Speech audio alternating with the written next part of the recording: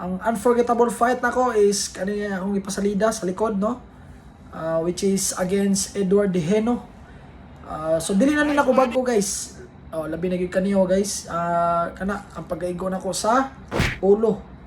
Mao gito'y pinaka unforgettable nako, no, kay dili man na bago sa ko ang maigo ta og solid, no, kay niagi na mo ko na daghang kog times nga naigo kog solid nagrogi, pero kanang time is diha na challenge ang ako ang kumbaga kaisog at the same time og akong pagka utukan sa boxing kung unsa gyud sa nako pag survive anang round na.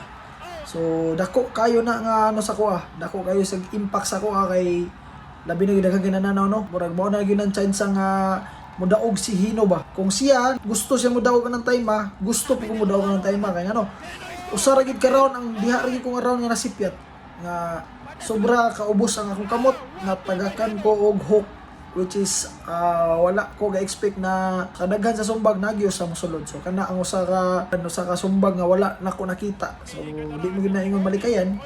So nakasinati ko. Ang pinaka-importante, naka-survive ko, gigamit na ko ang akong utok para ma-survive sa duwa. At the same time, nidaog ko.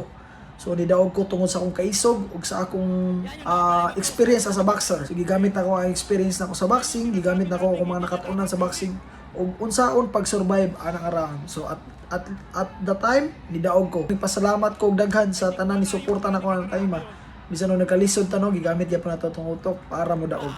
So daghang salamat, guys, og ita ma-enjoy ninyo ako ang video kada sa likod.